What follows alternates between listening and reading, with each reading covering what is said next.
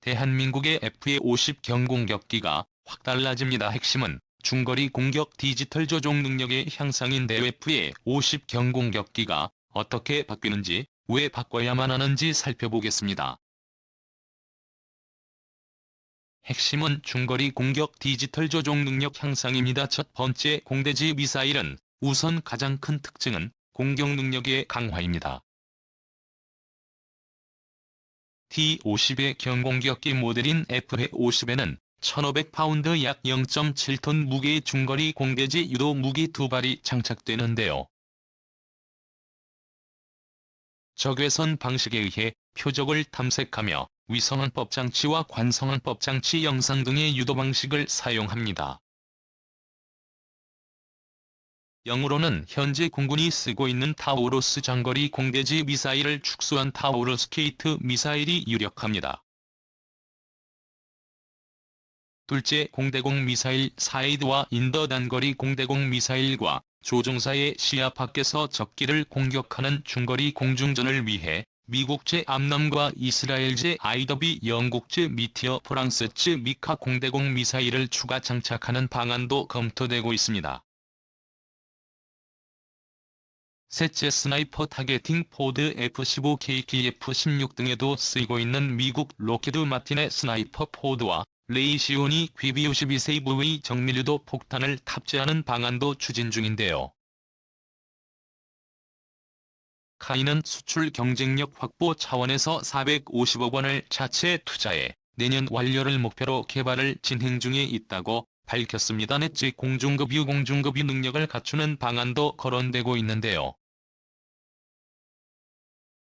중국, 파키스탄 합작의 JV-17과 인도의 텍사스, 스웨덴의 그리펜 전투기, 이탈리아의 M 탐사력 훈련기 등은 공중급유 장치가 적용되어 있지요. F-50도 미 해군과 유럽 국가 공군에서 쓰이는 공중급유 방식을 사용할 예정인데, 로보 방식은 악천 후 상황에서 복수의 항공기에 동시 급유가 가능하고 소형기 급유가 용이하지요. 이 밖에도 외부 연료 탱크를 150갤러리에서 300갤런으로 대형화하거나 후방 동체에 연료 탱크를 내장하는 방안, 후방을 연료 탱크로 개조하는 방식도 제안되고 있습니다. 이를 통해 채공 시간을 21분에서 60분까지 더 연장할 수 있게 됩니다. 자, 그럼 타우루스 K2 탑재에 대해서 알아볼까요? 우선 타우루스 K2 탑재를 위해 타우루스 미사일 제작 4인 타우루스 시스템스가 오는 10월 열리는 항공우주방위산업 관련 전시회에 알렉스에 참여해 국내 방산업체 혹은 연구기관과 조인트 벤처를 설립합니다. 최근 보도에 따르면 방산업계 관계자는 타우루스 C-트랜스가 현재 우리 공군에서 사용 중인 타우루스 크기를 소폭 줄인 타우루스 KD의 모형 전시와 함께 조인트 벤처 추진을 위해 양해각서 체결이 진행될 예정이라고 밝혔습니다. 타우루스 미사일은 최대 사거리가 500km에 달하는 장거리 공대지 미사일로 방공망 영역을 벗어난 후방 지역에서 적이 주요 전략 목표를 즉시 정밀 타격할 수 있습니다. 지난 1998년부터 독일과 스웨덴이 공동 개발한 타우루스는 독일과 스페인 공군이 각각 2006년과 2009년부터 배치해 운용하고 있는데요. 타우루스는 다른 나라의 장거리 공대지 미사일과는 달리 트리테크로 불리는 독특한 3중 복합 유도 장치를 사용합니다. 3중 복합 유도 장치는 하나 혹은 두 가지 유도 장치에 고장이 발생하거나 GPS 방안을 받더라도 나머지 장치를 사용함으로써 미사일은 지속적으로 목표물로 비행할 수 있게 되지요. 이러한 방식 덕에 타우루스는 목표물 반경 3m 이내로 정확히 근접해 목표물을 타격합니다. 여기에 더해 레이더에 잘 잡히지 않는 스텔스 기술이 적용되었으며 메피스토라는 특수한 탄두가 장착되어 최대 6m의 광학 콘크리트를 관통해 공격할 수 있죠. 또 메피스토는 중량 900kg에 달하는 폭탄과 대등한 파괴력을 자랑합니다.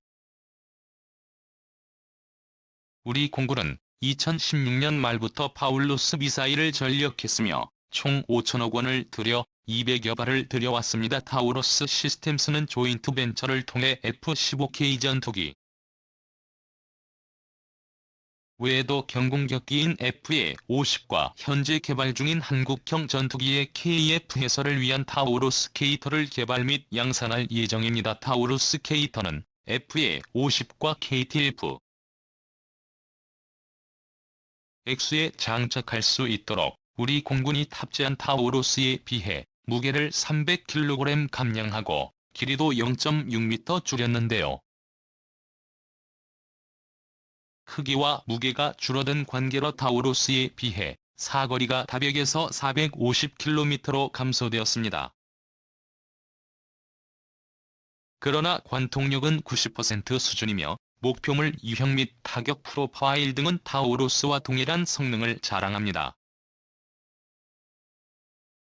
특히 타우루스 K트는 가격면에서 현재의 KF-X용으로 개발 중인 장거리 공대지 유도탄에 비해 큰 장점을 가지고 있는데요. 방산 관계자들에 따르면 탐색 개발 중인 장거리 공대지탄의 경우 개발 비용과 200발의 양산 비용까지 고려하면 8,100억 원의 예산이 들어갑니다. 반면에 국내 타우루스 시스템과 조인트 벤처를 설립한 후 타우루스 K터를 양산하면 8,100억 원의 절반에 해당하는 4천억 원으로도 가능하다는 것이 방산업계 관계자의 설명입니다. 이와 함께 장거리 공대지 유도탄과는 달리 타우루스 K트는 우리 공군에서 사용 중인 타우루스와 큰 차이가 없기 때문에 경비 면에서도 유리하죠. 또 개발 기간도 FA-50 기준으로 2년이면 가능하다는 메리트를 가지고 있습니다. 타우루스 시스템스와 조인트 벤처가 국내에 만들어지면 우리 군 수요뿐만 아니라 해외 수출도 함께 진행할 예정입니다. 타우루스 시스템스 입장에서도 한국의 미사일 생산 라인 중단을 면하고 신제품 개발까지 손댈 수 있기 때문에 기술 이전과 합작에 적극적입니다. 일본에서도 타우루스에 관심을 보이고 있지만 타우루스 시스템스에서는 판매 계획이 없다고 했죠. 타우루스 시스템스 제품의 최대 판매처와 투자자는 한국이기 때문입니다. 또 FA-50의 스나이퍼 타겟팅 포드와 암람 레이더 성능 개량을 추진한다는 계획인데요. 글로벌 항공 전문 매체 에어 온라인 등에 따르면 카이는 대지공격 능력을 갖춘 FA-50의 개량형인 FA-50 블록 10을 개발 중인데요. FA-50 블록 10은 목표 표적물을 자동으로 추적하고 레이더 유도 폭탄 등의 유도 지시 기능을 갖춘 미국 방산업체 로키드 마틴의 스나이퍼 타겟팅 포드를 탑재하는데요. 스나이퍼 타겟팅 포드는 로키드 마틴이 제작한 3세대 타겟팅 포드인데요. 전투기에 장착되어 야간 전천 후의 상황에서 지상 목표물을 식별 자동 추적 정밀유도 지시 기능을 하죠. 로키드 마틴 2세대 랜턴 타겟팅 포드의 후속 모델입니다. 랜턴보다 탐지거리가 5배 늘어났습니다. 한국 공군의 F-15A에는 스나이퍼를 별도로 구매하여 외부 장착했으며 F-35에는 스나이퍼가 기본으로 내부 장착되어 있지요.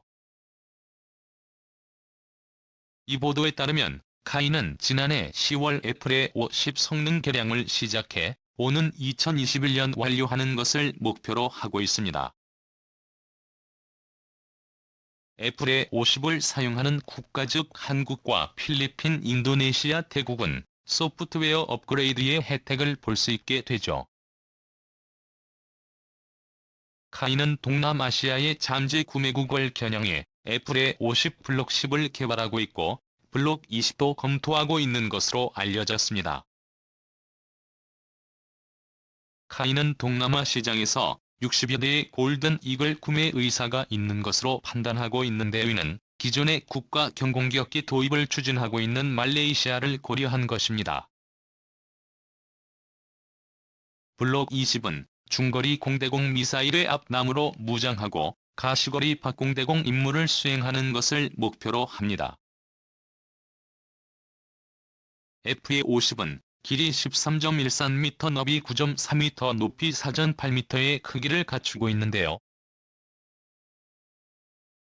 중량은 6.4.7톤이며 연료와 무기를 장착한 최대 이륙 중량은 12.3톤입니다.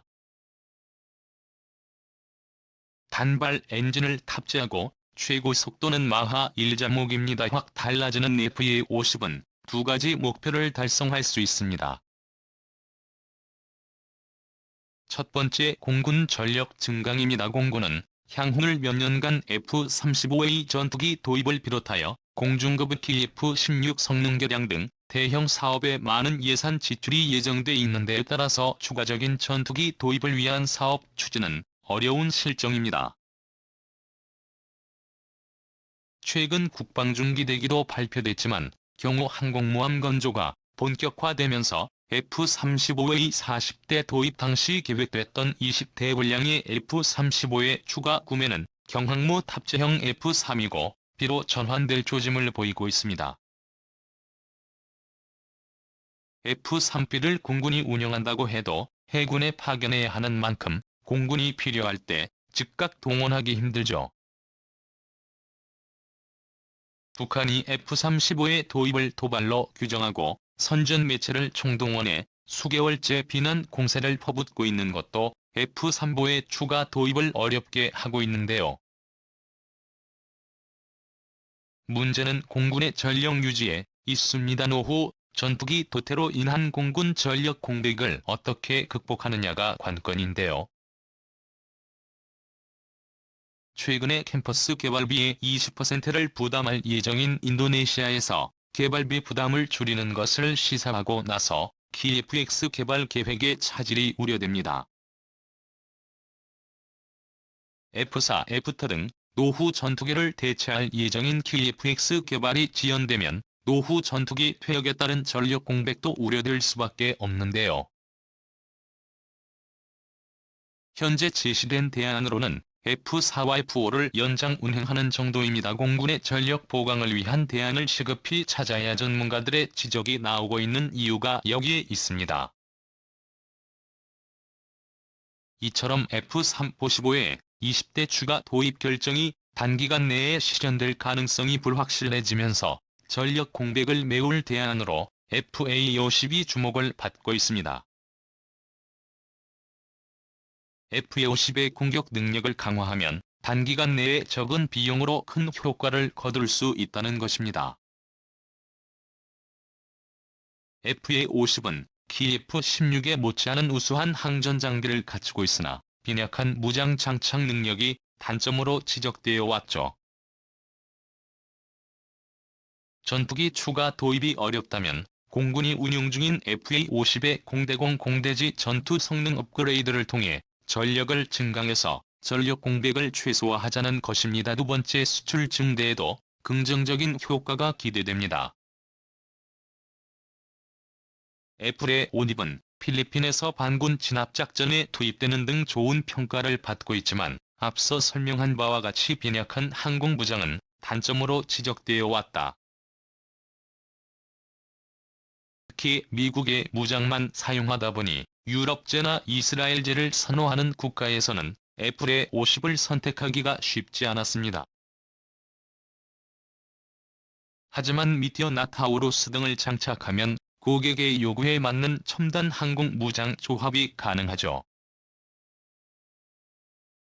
JF-17과 YAK-130 등 해외 경쟁 기종들이 레이저 유도 무기를 운용하는 상황에서 FA-50의 무장 강화는 늦은 감이 있습니다.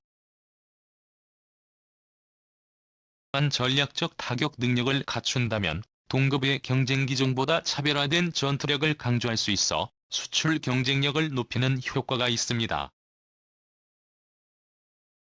FA-50에서 운용하는 무장의 사거리는 최대 25km 정도인데 하지만 탑재를 추진 중인 항공무장을 더하면 타격 범위는 수백 킬로미터로 확장되죠.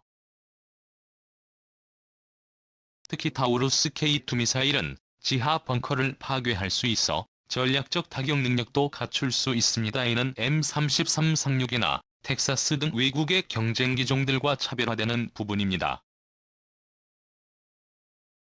최근 외신을 통해 FA-50 도입을 고려한 일부 국가에서 FA-50의 성능은 인정하면서도 제한적 무장 능력을 이유로 다른 기종을 우선순위에 두고 있다고 밝히고 있는데요. 업계에서는 FA-50개의 무장 능력만 확대된다면 더 많은 수출 기회를 얻을 수 있다고 판단하고 있습니다. 그래서 FA-50을 개량한다면 2년에서 3년 안에 전력 증강 효과를 거둘 수 있으며 이와 함께 수출 증대라는 두 마리 토끼를 잡는 선순환 구조를 이룰 수 있게 됩니다.